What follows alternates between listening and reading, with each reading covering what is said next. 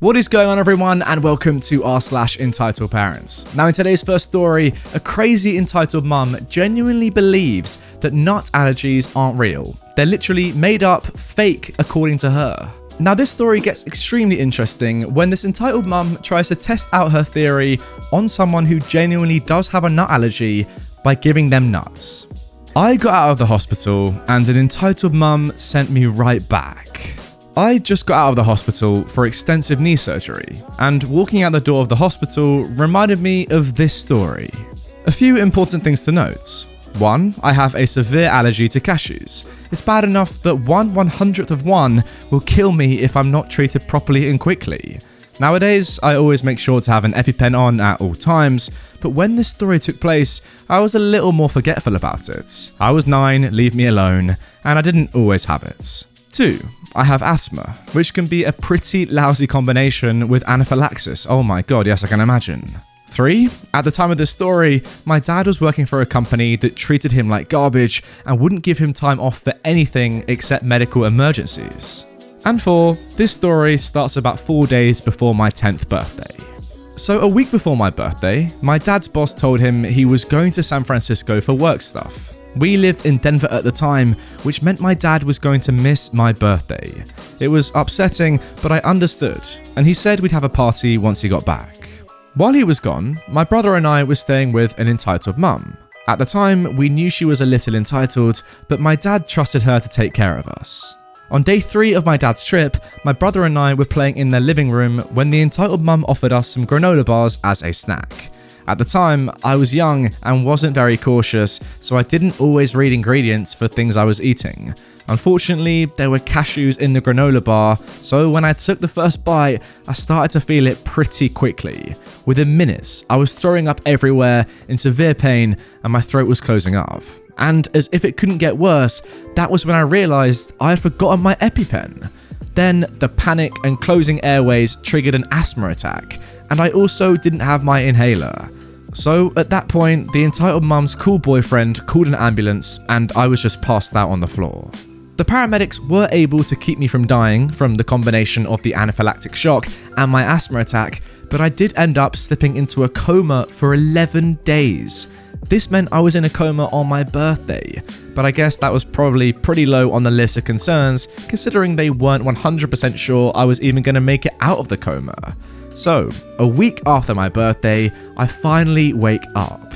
At first, I was fairly calm about waking up in a hospital, until I found out that I'd been in a coma for 11 days, at which point I started panicking and almost gave myself another asthma attack. Anyway, they kept me there for a few days just to make sure I was okay and that it was safe for me to go home. So we finally get home. And as soon as I walk in, I see my brother, my grandparents, my aunts, my uncle, my 2 cousins, the entitled mum, and another neighbour mum and her kids, who my brother and I are good friends with, as well as a big sign that reads, "Happy birthday and welcome back to the land of the living." They had planned a surprise birthday party for me once they found out I was out of the coma.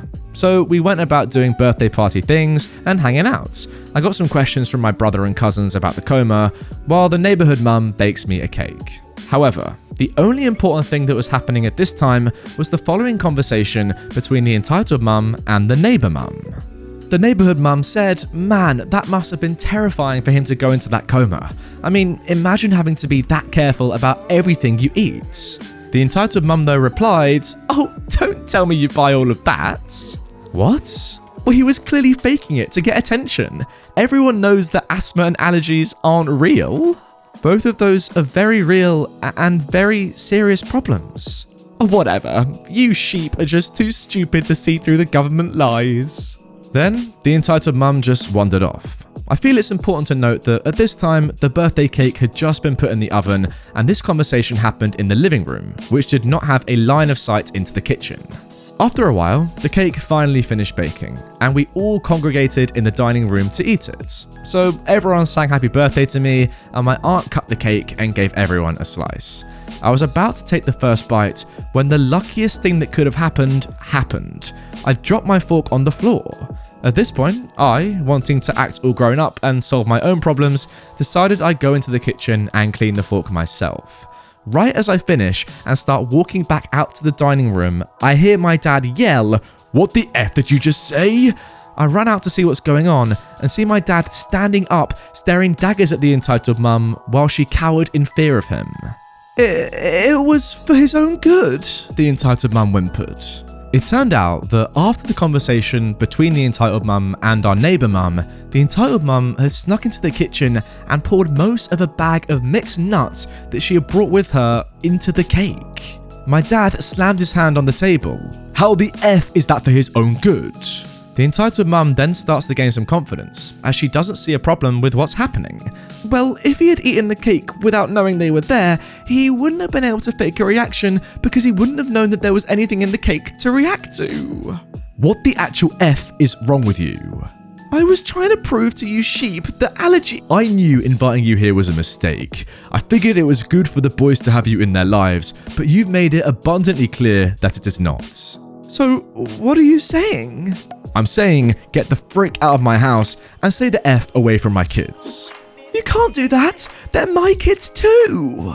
That's right, everyone. The entitled mum was my actual mum. Not after what you just pulled, they're not. And if you want to take this to court, I'll make sure that you aren't even allowed in the same state as them. Now, get the F out of my house before I call the cops. You just wait until my father hears about this.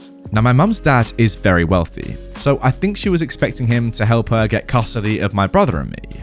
We found out later that not only did her boyfriend break up with her and kick her out of his house, but when her dad found out about what she did, he refused to let her live with him, stopped giving her money, and said that if she took my dad to court, he would actually support my dad instead. As you can expect, she never took us to court. And as for the rest of the party, we just bought a new cake because nobody wanted to take the time to bake another one. We also decided to just throw out the pan we had used for the first one because she had put so many nuts in it that we were worried about it contaminating anything we put in after that. Holy heck, I mean, there are entitled parent stories, and then there was this OP. I'm just glad, overall, that you're here to tell the tale, because for a second there, I was genuinely quite worried for your health. I mean, you literally were in a coma for 11 days. That is how serious it can be. Now, don't get me wrong, if this had happened, it would have been a terrible, terrible experience, but thankfully, you had your family around. I think you would have had an EpiPen, if the worst comes to the worst and you had taken that first bite of the cake, I think you probably would have been okay. It wouldn't have been as serious as the first time when you went to hospital for those 11 days, which is madness, by the way. But seriously, what is this entitled parent even? How dumb can you be to think that, asthma isn't real, for one, and then that nut allergies aren't real? Did she not know that you went... I mean, she did know. What am I talking about? She knew that you went into hospital and faked a coma. Imagine saying, you don't actually believe that OP was in a coma, do you? That was all made up. What do you think happened? The hospital was just like, oh yeah, we'll let you come and chill on this bed for 11 days. And yeah, we'll definitely, corroborate your story to your entire family that you have a nut allergy. What is going on here? What can this entitled mum even think is happening? I don't know. She's mental. Send her away. Lock her up. I don't know. Drown her. Screw it. Just do anything. Now moving on to our second post. A female dog bridesmaid meets an unmovable force, my mother. Some quick background. My baby brother was born terminally ill, and the long hospital stays and expensive meds kicked in around 6 months old. To cope with the huge medical bills, Mum worked some odd jobs over the years, including making custom wedding and bridesmaids' gowns. My mum had a few die-hard rules. Number 1, she did all of your measurements. I heard the lecture of vanity fibbing only results in a poorly fitting dress more times than I can count. Number 2, all final fittings must be completed at least 3 weeks before the wedding. That way, if Dewey, my baby brother, had an emergency hospital stay, she'd have time to arrange for someone to sit with him while she went home to finish a job. He was non-verbal and needed a constant companion. This particular bride wanted all of her bridesmaids in pastel organza dresses. Organza is a gauzy fabric.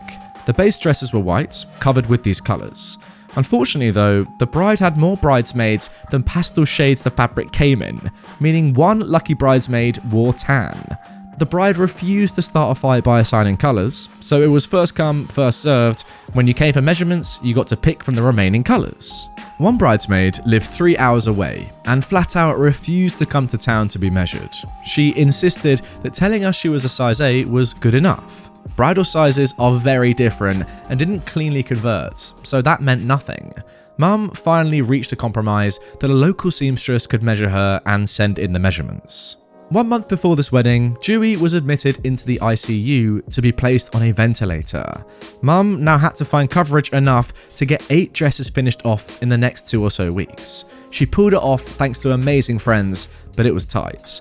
Dad was busy working overtime to pay the bills and dealing with us other 2 kids. Well, this female dog bridesmaid, BB from now on, still refused to have a final fitting more than 2 days before the wedding. She didn't want to waste a trip just because your mum was a horrible seamstress who didn't understand proper sizing. I was cleaning up seed pearls during that lovely conversation. My mum begged a friend to sit with Dewey for an entire day so she could do the fitting and adjustments all at once. Now on that day, this entitled bridesmaid was 2 hours late. When she arrived, she saw the hideous tan dress and began literally screaming about how it wasn't fair, and my mum must have picked that colour. She demanded another bridesmaid return their dress and both dresses get swapped colours. It would have been another 20 plus hours of work, so Mum laughed and told her that was a big no. The bride arrived and told her friend that colour was the only option left, and she was sorry, but it was that or drop out of the wedding and pay for the dress anyways. The entitled bridesmaid finally agreed to put it on. Yeah, she'd lied about her size. When the zipper didn't go all the way up, Mum whipped out the measuring tape, only to discover this idiot had shaved 1 to 2 inches off every measurement except height. Her defense was that she wasn't going to let a jealous seamstress lie about her, so she fixed the numbers before passing them on. By this point, my mum was all but breathing fire. Her son's life hung in the balance, and this lunatic was making her life hell. My mum demanded double for the dress, because she was now going to have to add strips to the base white dress to make it big enough, and then make a whole new overdress from organza. It was doubling the time and adding substantially to fabric costs. The entitled bridesmaid fought over it, and my mum finally told her, fine, pay me the agreed upon amount and take your dress as is. Now the bride herself was persuading the entitled bridesmaid into just paying up. She finally agreed to it, and my mum told the bride to get the entitled bridesmaid out of her house. They could come back in 5 hours to get the dress. Thankfully, the redone dress was a perfect fit. The entitled bridesmaid paid the remaining balance and left after that. The day my brother died, my mum refused to ever make another wedding dress. She's only made one in the 21 years since, as a favour to the friend who spent that ill-fated day with Dewey in the ICU while mum fought with this entitled bridesmaid. Oh man, rest in peace, Dewey. That is such a sad end to that story. Oh, I wasn't expecting that. I thought that, he'd be alright, but that is sad. I guess that is terminal illness for you. What can you do about that? Jesus. That is a sad end to the story. That's kind of like flummoxed me a little bit, I'll be honest. OP, yeah, sorry to hear about your brother first and foremost. That's absolutely, truly horrible. Like, seriously, I do wonder sometimes why kids get terminal illnesses. Who's doing that sort of stuff? Seriously, it's a bit mental in my opinion. On the whole though, in terms of this actual story and the entitled bridesmaid, yeah, I guess the moral is kind of think about what other people might be going through. If you think, oh, this dress is, doesn't fit me, it's not the right color, it's too expensive, those are all like really superficial things. Let's be realistic, they don't actually matter in the grand scheme of life. But then when you realize that the person putting all this work into making your dress as good as it can possibly be has a dying son who she's now not able to spend time with because you're overworking her and asking her for more stuff on top of the stuff that you've paid for, wow, puts it into perspective, doesn't it? I guess just try and consider, I'm saying this to myself by the way, I'm not just preaching this, I'm saying I need to think about this. Try and think about other people's, needs before yours a lot of the time as well, or, just in conjunction with yours, and just try and understand other people's motives and, needs in life and what could possibly be going on with someone else. So pretty much when you think that your dress for your upcoming wedding looks bad and is the wrong color and doesn't fit you properly, they might have a terminally ill child. Puts it into perspective, doesn't it? Anyway guys, that is going to do it for this episode of Entitled Parents. I really hope you have enjoyed it. If you did and you want more from me right away, check out my playlist of all my Entitled Parents videos right here for you to go and binge. There's loads. Over 400, might even be 420. If there is 420, you actually have to click it, by the way. That's a rule. It might not be 420, but if there is, you have to click it. And if it's another number, you also have to click it. Sorry, you've now been forced to click it. Why are you still watching me? Click this.